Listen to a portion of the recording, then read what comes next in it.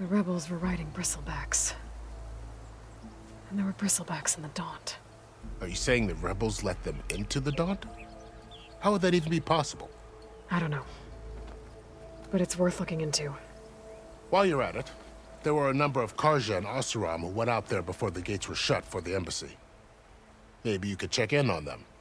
See if they're all right. I can keep an eye out. Is there a tall neck somewhere nearby? A tall neck?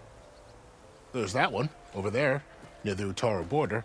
But why? It's hard to explain. It'll help me get the lay of the land. If you say so.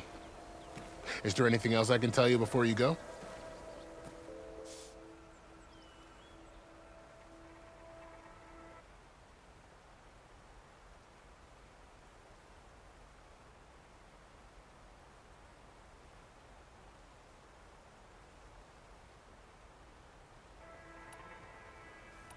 It's too bad about Nazar and Wadis.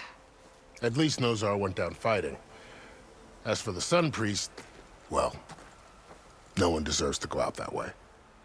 I'll make sure they're given proper funeral rites. It's the least I can do. About Fashav. The man was taken captive by the Tenakth.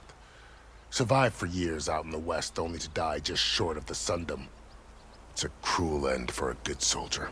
There was more he wanted to do. He spoke of advocating for lasting peace between the Carja and Tenakth. Too late for that now. What will happen to him? His body will be carried back to Meridian. As a cousin of the Sun King, he will be accorded official rights and buried with honor. No soldier could ask for more.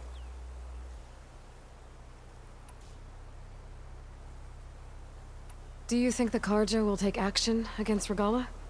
Seems like you'd have common ground with the Tenakth. An expedition of the Carja army into the west could be taken as the start of another invasion. Sun King Avad won't risk it.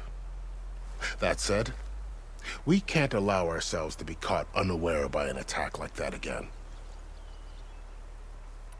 Fashav called Regalla a rival. Someone the Tenakth chief should have killed. Yeah, I reckon he should have. She's obviously a huge threat. Her attack was coordinated and precise. Until you got in her way, that is. They knew the lay of the land. And they knew Fashav was going to be handed over at the embassy. If the Tenakth weren't expecting her, she must have spent months gathering an army in secret. They had to have made camp nearby. Somewhere they could lie low until the perfect moment to strike.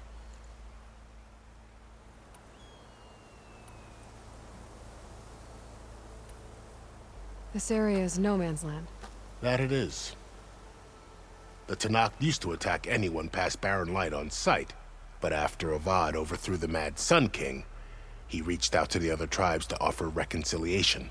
The Tenakth agreed to a neutral border zone as part of the peace talks. Carja and Oseram have been striking out into the area ever since.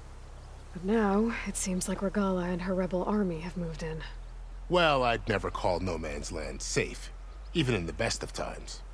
The ancient ruins of the Southwest are a testament to that. Remnants of some forgotten war. You said the Tenakth lands are far to the west. What can I expect to find between here and there? Well, as I mentioned, you've got a stretch of wilderness known as No Man's Land, and then New Utaru farmlands. Past that are the Tenakth. Their territory is split into 3 clans: Desert, Lowland, and Sky. Right. I saw their banners at the embassy. The Desert clan is closest.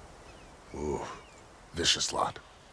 Where everyone else sees an inhospitable wasteland, they see a challenge to dominate. Somewhere beyond the desert is the tribe's capital and the territories of the other 2 clans. You don't sound certain. I've only heard the stories. During the Red Raids, the Carja army tried to push into Tenakth territory, but the United Clans rose up against them, forced them all the way back to the Daunt. So no one except the Tenakth really know what's beyond the desert. Maybe the scholars do, back in Meridian. All those scrolls have to be filled with something, right?